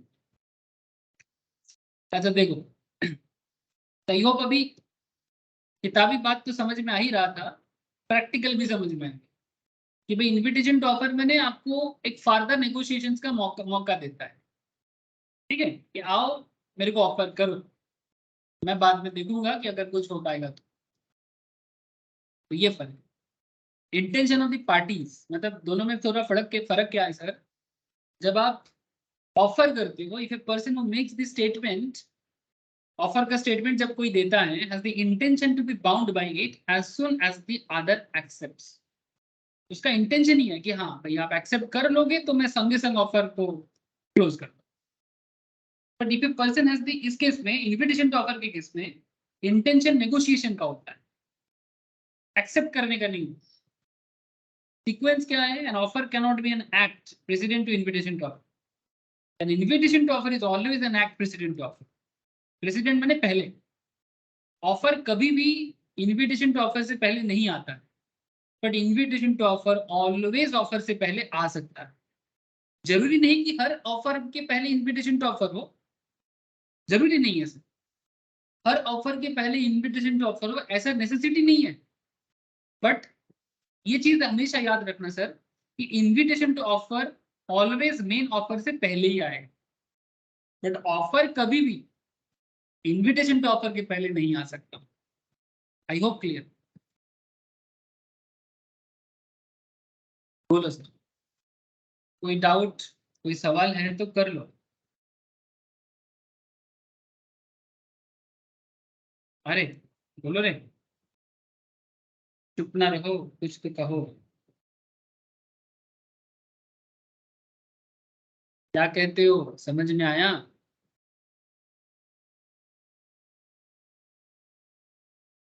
किसी का हाँ ना कुछ तो सुनने को मिलेगा मुझे। कम्युनिकेशन हो रहा है आप लोगों से? आवाज आ रहा है मेरा?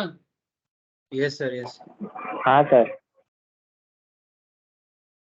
ठीक है, तो ये था ऑफर और इनविटेशन टू ऑफर, जो आज का सबसे short discussion.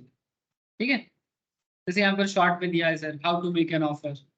Offer can be by made by acts, by abstinence, ये सब पता है आप लोग, पहले हो चुका है। वर्ड्स, कॉन्डक्ट, रिटन, ओरल, है ना, हर तरीके से ऑफर हो सकता है। अब बात होता है सर एक्सेप्टेंस की। अब बात है एक्सेप्टेंस की, सुन लो एक्सेप्टेंस के बारे में। डिटेल्स कॉन्सेप्ट है सर एक्सेप्टेंस के बारे में। Contract act section 2 subsection B में बात करते हैं। The term acceptance is defined as follows. इसमें डेफिनेशंस क्या देता है सर, याद रखनी है, सेक्शन याद रखना है, डेफिनेशंस याद रखना है। When the person to whom the proposal is made signifies his assent thereto, proposal is said to be accepted. The proposal when accepted becomes a promise. ये बात पहले भी किया था। सेक्शन 2 सबसेक्शन बी एक्सेप्टेंस का डेफिनेशन देता है, और डेफिनेशंस में ये बताता है कि when the person to whom the proposal is made, जिसको प्रपोजल दिया जा रहा है, is signifies is assent there, माने वो अपना एसेंट माने क्या, वो अपना मत बता रहे हैं। माने मत माने बेसिकली जो अपना एसेंट दे रहा है, ओपिनियन दे रहा है कि हाँ या ना, बेसिकली हाँ, ठीक है, एक्सेप्ट करने मतलब हाँ, ठीक है, जो अपना एसेंट दे रहा है। तो when the person to whom the proposal is made, जिसको प्रपोजल दिया जा रहा है वो अपना एसेंट दे रहा है, proposal is said to be accepted. जब वो अपना ओपिनियन दे देता है हाँ में, तो वो एक्सेप्ट हो जाता है। And the proposal when accepted becomes a promise. जब प्रपोजल एक्सेप्ट हो गया तो प्रॉमिस में बदल गया, अब वादा निभाना पड़ेगा। तो when a person whom proposal is made, जैसे कि ए offers to sell his car to be for ₹2 lakh, your proposal is made to be. ये यहाँ पर बी को प्रपोजल दिया कि भाई मैं आपको मेरा कार 2 लाख में बेचूंगा। अब यहाँ पर प्रपोजल किसको दिया गया? बी को दिया गया। B signifies his consent on that proposal. Signify कर रहा है, भी consent दे रहा है। consent माने again assent या consent दे रहा है। We can say that B has signified his consent on the proposal made by A. When B has signified his consent on that proposal, we can say that the proposal has been accepted. Accepted proposal becomes a promise. अगर तुमने बोल दिया हाँ ना कि हाँ ठीक है भाई तुम्हारा गाड़ी 2 लाख में लेना है, अब तो आपको करना पड़ेगा, अब लेना पड़ेगा सर, मुकर नहीं सकते। एक्सेप्टेंस बहुत ही खतरनाक चीज होता है जिंदगी में, बात को मान लो सर, इस बात को जान लो और मान भी लो। एक्सेप्टेंस जिंदगी में बहुत खतरनाक चीज होता है। किसी भी चीज में हाँ बोलने से पहले 10 बार सोचो, बाद में ना बोलना सर। पहले दे दूं बाहर दे। मुझे गाना याद आ गया सर, बीच का वर्ड मैंने साइलेंट रख दिया, मैं उसको सर बोल दिया। ठीक है, बाद में ना बोलना, पहले दे दूं वार्निंग। आप समझ रहे हो मैं क्या कहना चाहता हूँ? एक्सेप्टेंस बहुत खतरनाक चीज। किसी को भी अपनी जिंदगी का बात हो, बिजनेस का मैटर हो, पढ़ाई का मैटर हो, हाँ बोलने से पहले 10 बार सोचो। सर क्यों मैं ये बात कहा, ये आपको अभी समझ में आएगा। इसके लिए बहुत ही फेमस एक लॉ लॉ मतलब लॉयर ही बोलेंगे, सर विलियम एंसन का एक बहुत फेमस वर्ड है। ये पढ़ा जाता है लॉ स्टूडेंट्स को। Relationship between offer and acceptance में William Anson, sir William Anson, उन्होंने एक बहुत सुंदर सा बात की। क्या कहा? Acceptance is to offer, acceptance is to offer what a lighted match is to train off a gunpowder. What a lighted match is to a train of gunpowder. ये जो प्रभाव है ना, ये जो मुहावरा है, इसको समझो, ठीक है? प्रभात भी बोलते हैं, बंगाली में बोलते हैं प्रभात, ठीक है? तो क्या हो गया सर इसका मतलब? हिंदी में जैसे बोलते हैं ना मुहावरा, इंग्लिश में जैसे प्रभाव बोलते हैं, तो क्या मतलब इसका? What a lighted match is to a train of gunpowder. Sir gun powder का मतलब है बारूद। बारूद समझते हो ना, जिससे बोमा बनता है। तो जैसे आप लोग बचपन में, जैसे बचपन में क्या, आजकल भी आप लोग थोड़ी ना बड़ा हो गए हैं, सब बच्चा ही है आप लोग। आप लोग दिवाली के टाइम पे पटाखा तो फोड़ते हो, लंका फटका होता है ना सर, क्या बोलते हैं उसको हम लोग? इसको लंका फटका, काली फटका, ये सब बोलते हैं। तो उसका चेन होता है, अगर एक बार आग लगा दो तो क्या बंद कर सकते हो? मतलब दूसरे को बंद, मतलब एक में आपने चेन में, एक पटका में आपने आग लगाया, पूरा चेन ऑफ पटाखा में पट पट पट पट पट पट करके खत्म हो जाएगा। तो वो था ट्रेन ऑफ गन पाउडर। माने कहना क्या चाहता है, अगर बारूद में आग लग गया तो रोकना नामुमकिन है। तो एक्सेप्टेंस वैसा चीज है, ठीक जैसे बारूद में आग लगता है, एक्सेप्टेंस ऑफर के लिए वही चीज है। अगर हाँ बोल दिया तो अब करना पड़ेगा, समझे?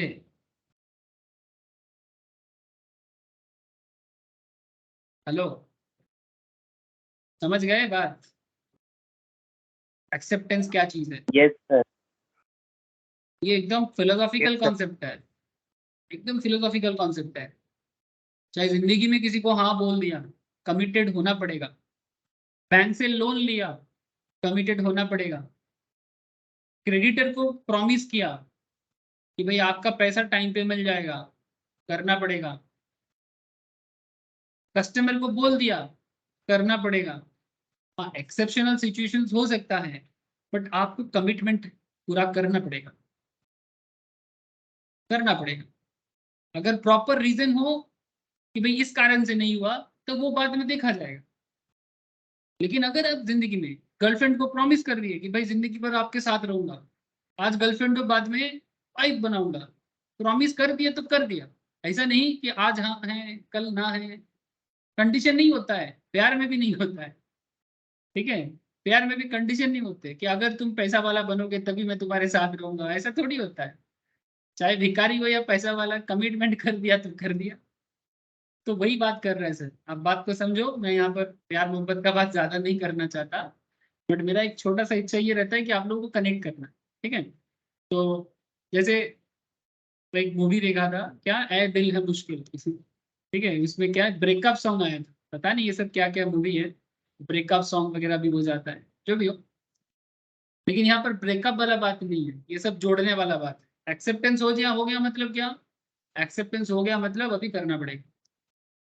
इसीलिए कहते हैं what an lighted match in a train of gun powder. The effect of this observation is that what acceptance triggers cannot be recalled or undone. But there is a choice to the person who had the train to remove it before the match is applied. आग लगाने से पहले match को हटा लो, match बने matches, ठीक है? आग लगाने से पहले मैचेस को हटा सकते हो तो हटा लो, बट एक बार मैचेस जला दिया तो जल जाओगे।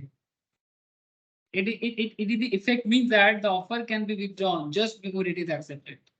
Acceptance converts the offer into a promise, and then it is too late to revoke. This means as soon as the train of gunpowder is lighted, it would explode. Train of gunpowder is itself is inert, but it is the lighted match which caused the gunpowder to explode. The acceptance माने basically lighted match. The significance of these is an offer is in itself cannot create any legal relationship. Offer कभी भी legal relationship create नहीं कर सकता, but it is the acceptance by the offeree which creates a legal relationship. हमने offer किया, पर जब तक एक्सेप्टेंस नहीं होगा ना, तब तक कोई बात नहीं बनेगा सर। हमने प्यार किया, पर मेरा प्यार अगर एक्सेप्ट नहीं होगा तो प्यार नहीं बनेगा। I hope you understand. ठीक है, मैंने प्यार किया, बट मैंने प्यार किया तो जिसको किया क्या वो राजी है? तो लीगल रिलेशनशिप हो या मैरिज रिलेशनशिप, अभी हर केस में बात बनता है। Once an offer is accepted, it becomes a promise and cannot be withdrawn or removed. An offer remains an offer so long as it is not accepted. It becomes a contract as soon as it is accepted. This is the concept of acceptance. ठीक है, तो ये होता है what a lighted match in a train of gunpowder. अब आगे acceptance के validity के ऊपर सारा केसेस है। जैसे कि ऑलरेडी मैंने आपको कुछ केसेस बोल दिया, जैसे बोल्टन वर्सेस जोन्स का केस, ये भी बहुत इंटरेस्टिंग केस है। बोल्टन वर्सेस जोन्स 1857 का केस है, थोड़ा पुराना है। Acceptance can given only by the person to whom offer is made. जिसके लिए ऑफर है उसी को एक्सेप्ट करना चाहिए, दूसरा नहीं कर सकता। In case of a specific offer, it can be accepted only by the person to whom it is made. इसमें क्या हुआ था, मैं आपको छोटा सा एग्जांपल दूंगा, आज एक ही केस स्टडीज करवाऊंगा। Bolton bought a business from ब्रोकलहार्ट। ध्यान से सुनिए, बोल्टन ने ब्रोकलहार्ट से बिजनेस परचेज किया। जोन्स who was ब्रोकलहार्ट्स क्रेडिटर, ध्यान से सुनना, नाम थोड़ा अंग्रेजों वाला है, बट समझ जाओगे आप लोग। तो ज्यादा अंग्रेजी हो, मतलब ब्रिटिश ज्यादा हो आप लोग ना, आजकल भारत के लोग ज्यादा ब्रिटिश ही हैं, भारतीय कम है। मेरे जैसा एक दो आपको कम ही मिलेगा। Bolton bought a business from ब्रोकलहार्ट Jones who was ब्रोकलहार्ट्स creditor. Creditor माने जॉन्स जो है वो ब्रोकलहार्ट का क्रेडिटर हुआ था, मतलब रहा करता। तो क्रेडिटर माने कौन किसको पैसा देगा?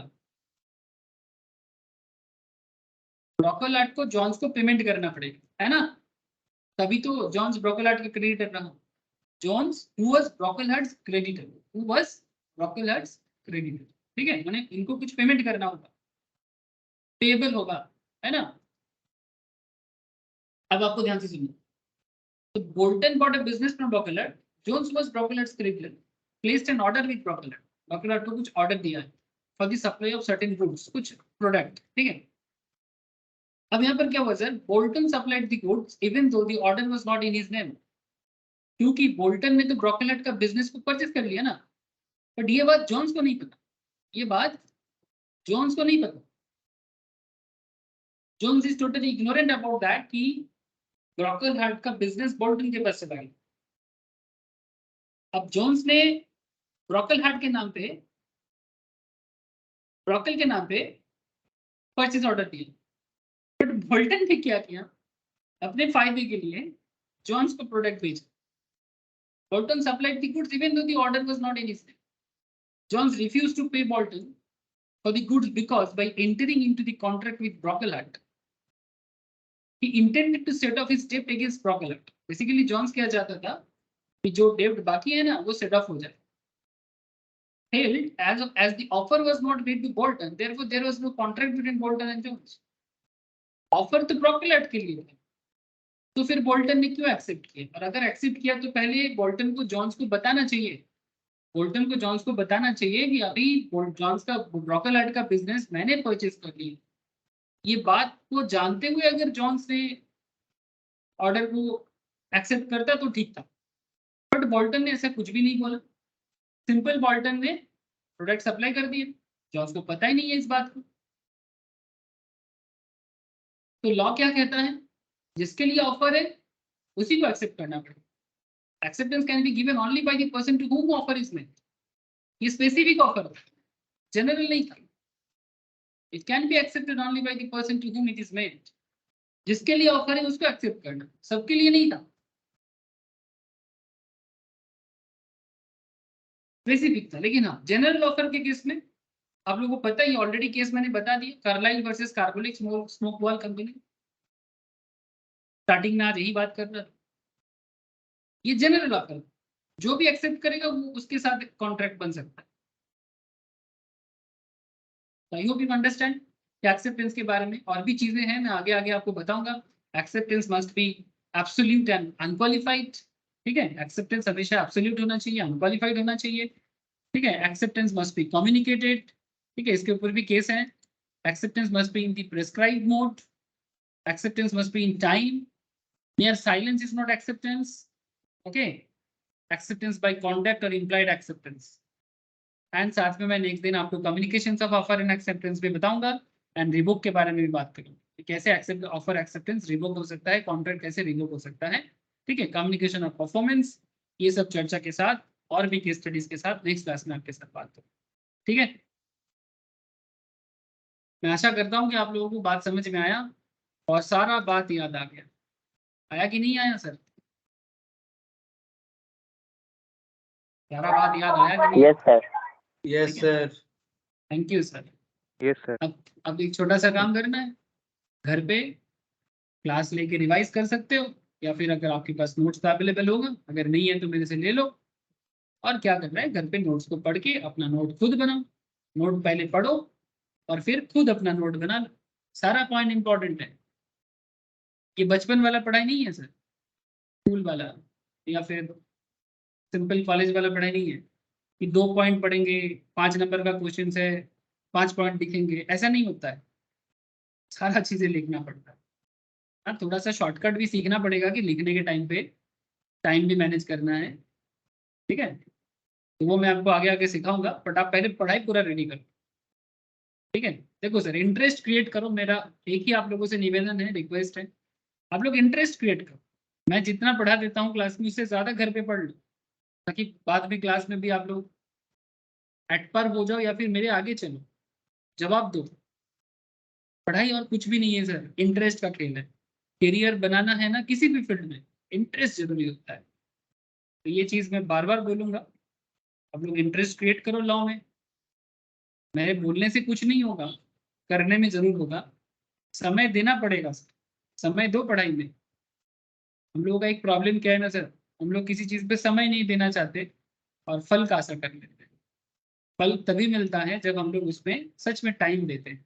कभी फेलियर भी होते हैं, लेकिन अगर आप सच्चा समय देते हो ना, तो एक ना एक दिन फल जरूर मिलेगा। जो जितना मेहनत करता है उसका फल उसको जरूर मिलता है।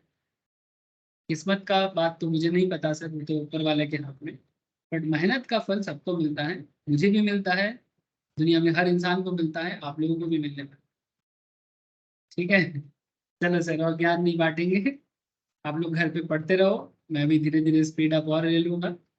ठीक है, अच्छा, जिन लोगों का रजिस्ट्रेशन थोड़ा फाउंडेशन लेवल का बाकी है, जैसे तुषार एंड क्रिश, ठीक है, उनको मैं थोड़ा बुला लूंगा कुछ दिनों में। ठीक है, आगे रजिस्ट्रेशन थोड़ा कंप्लीट कर लेना। ठीक है सर, ओके। नील, रौनक, साहिल, सोमनाथ, तुषार, आयन। ठीक है sir, good night to all of you sir. Thank you. Thank you, sir. Good Thank night. you, sir. Thank you sir. Thank you, sir. Thank you sir. Okay okay, হ্যাঁ নীল, কার কথা আছে?